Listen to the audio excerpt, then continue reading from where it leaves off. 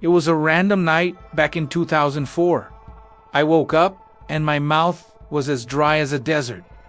You know that feeling, right? Half asleep. I fumbled for the glass of water on my nightstand. It was completely empty. So I roll over to get out of bed, and that's when I see them. Two figures standing by my window, one taller than the other. My room was pitch black, but I just figured it was my mom and brother.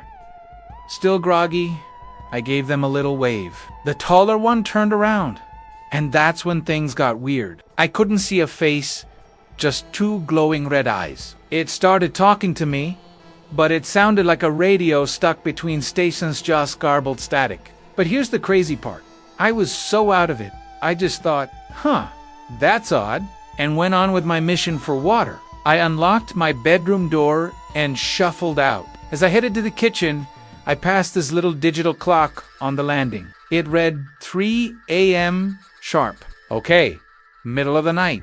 No big deal. I get to the kitchen, flip on the light, chug a glass of water, and then drink another one because I was just that thirsty. I filled the glass one last time to take back to my room, clicked off the light, and started walking back. On my way, I glanced at the clock again. It now said 4 a.m.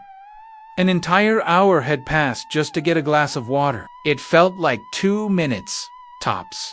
Shrugging it off, I got back to my room, opened the door, and locked it behind me. And there they were, the two figures, still standing by the window, staring out into the night. They felt familiar, not scary. So I just mumbled, "Good night," and climbed back into bed.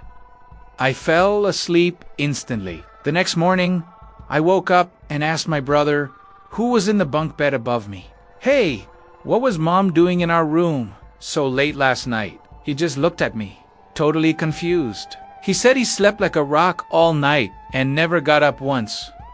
Weird. I had to wait for my mom to get home from work to ask her. When I did, she looked at me like I had 3 heads. She said she was never in my room, and definitely not staring out the window at 3 a.m. That's when it finally hit me. The red eyes, the off-frequency ready-as voice, the missing hour. It wasn't my family.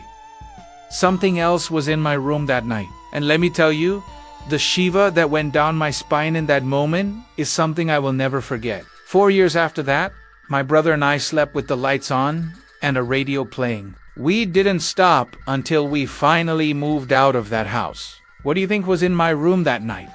Let me know in the comments. Thanks for watching, and if you liked this story, make sure to hit that subscribe button for more. See you next time.